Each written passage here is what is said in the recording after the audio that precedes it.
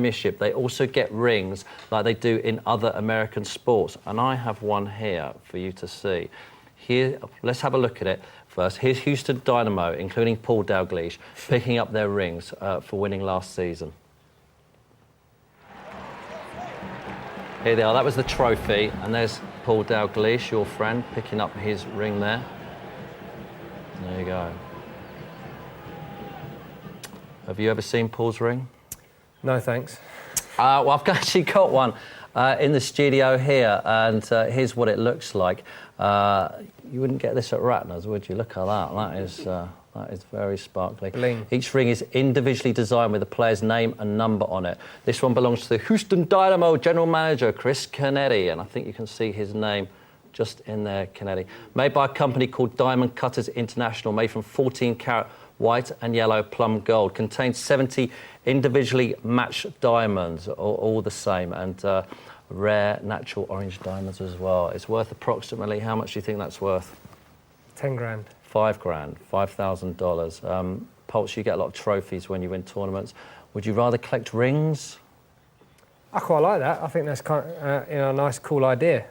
Some of the trophies I've won are just stainless steel ones, so I think I'd swap that stainless steel for a bit of gold. They love that in America, don't they? Yeah, they do. The way they do it. I mean, I think the great thing about the MLS is we said at the beginning of the show, it's the Americanization of it, what they're going to do with it. Have you managed to catch much of it on television at the moment? What, the whole experience? Yeah, I mean, they it's totally different to normal viewing than what we're used to, but they do things in a bigger and I would say a better way. They like analysing, don't they? Yeah, they do. Yeah, they go into stats like there's no other statisticians like it in the world. They analyse everything, as you say, as you showed earlier, the corners. Yeah. It's it's kind of amazing. They're working out the speed, how they're moving, and it's kind of cool. OK, well, let's get down to it. Every week, we're going to bring you every single goal from the MLS. So, first up, here's your goals from Houston at New England, your team, and DC United at New York.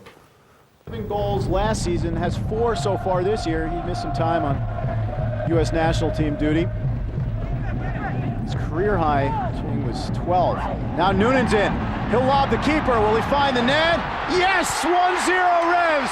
That's a good goal. No, that's a great goal by Pat Noonan, his 3rd of the year. Thompson, ill-advised there. Telegraphed his pass, and that was cut out by Cochran. De Rosario from distance. Oh, a tough one, and he buries it. Upper 90 from about 30 yards. That was a smoker. For how many goals Dorman has scored, it's amazing how often he's left open on corner kicks. Parkhurst plays it in, looking for Twellman. It drops. Now Taylor takes a shot and makes it 2-1. Well, it's more smash and grab soccer from the Revolution. Here's Nguyen. Good recovery run from Parker, shrugged off by Nguyen, and it's 2-2. Beautiful quick hit goal, and that's the danger we talked about. Jake what? Ching, Nguyen, Cochran, Weibel. Weibel's free on the far post. Noonan across to Markim. Holden's delivery to the near post for Ching, who's open and makes it 3-2. 2 quick goals by the Houston Dynamo have given them their first lead of the game. Might be helpful if he said something too. Well, I'm sure he did. I mean, I didn't. Are you sure he did? Because Ralston acted like he didn't. Well, we can't, say whether he did or didn't from here. Ralston drives it off of De Rosario, shot for a handball. And he called it. Penalty. Well, the Revs certainly can't complain that they haven't been given their chances. Can Joseph level this score at 3? The run-up, the drive. Now it's 3-3. The Revs have tied it. Reyna now. Altidore gets ahead on it, coming through. Oh, it's in the net! It's in the net! Goal, Red Bulls! I just want to show one of those New England goals. Again, something tells us health and safety restrictions haven't reached Boston yet. Watch the guys on the sidelines with the big guns. For how many goals Dorman has scored, it's amazing how often he's left open on corner kicks. Parkhurst plays it in, looking for Twellman. It drops. Now Taylor takes a shot and makes it 2-1. Well, it's more smash and grab soccer from the Revolution. Noonan getting physical again, and then the side volley by Taylor Twellman, his 8th of the year, to give the Reds the lead. Noonan getting physical again, and then the side volley by Taylor Twellman, his 8th of the year, to give the Reds the lead. Could do with a bit of that at the Emirates, do you think? Liven up a bit down there. Something else you've noticed is fans in MLS wearing wrestling masks. Now, we don't know why they do it, so if you know, can you tell us? We think it might be something to do with Mexico or something, but whatever the reason, it obviously works. Look at the cute lady in the bikini with this fella in the mask. Here he is, there's the wrestling mask, and look at her.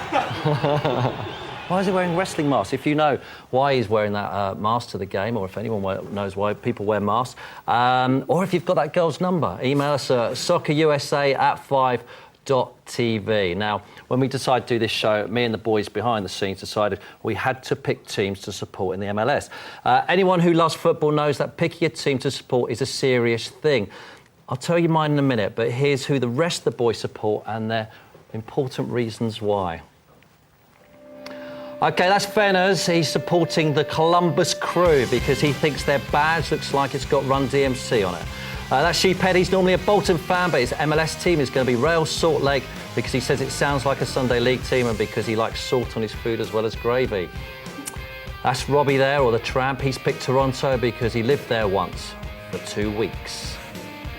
That's Neil. He's picked New York Red Bulls because New York was the last place he went to in the States. How dull. That's John Dyson. He's also picked New York because he thinks working this show will get him a weekend out there. He's wrong. And that's Chris, who's gone for DC United because they're the most successful team in MLS history. He's basically a glory hunter. All rubbish reasons, whereas my reason is a good one, Ian. I've picked Kansas City Wizards. Why, you're asking yourself, aren't you? What is the reason? Because they play in blue like Chelsea. That is why. That, Ian, is a good reason, don't you think? I think it's sad. So that's who I support, the Kansas City Wizards.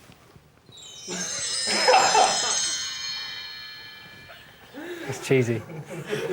They're magic. Right, it's important at this stage that you choose a team to support. Remember, if you support a small club like Torquay, now is your chance to choose a big club and glory hunt. So when you've chosen, tell us what you've decided and why, and we'll try and do some graphics on trends over the next few weeks. I'm sure Galaxy will get a lot of fans, and so will New York Red Bulls, don't you think? DC, because or Houston, because they won glory hunt like you as well.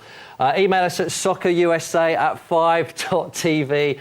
You can use that address to tell us anything, actually, or to send us pictures or videos of you supporting your team, your new team, perhaps on a road trip, which is what they do in America.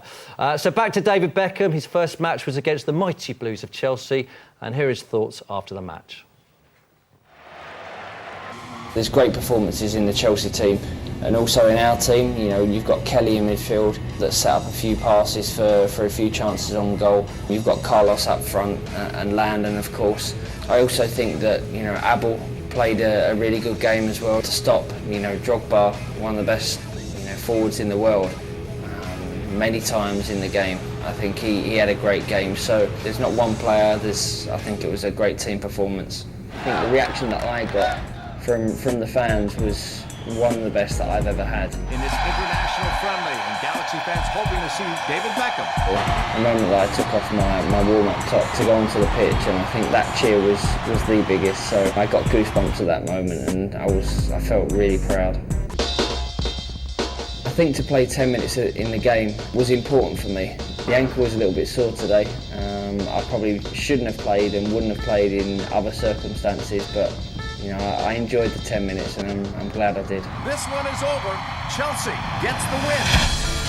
Since I've been here, I've been watching training. I've been involved in training. I've watched 2 games now. We could have beaten Chelsea yesterday, so the standard is not as low as actually people, you know, are saying back home. But I think it's a work in progress, and that's what we're looking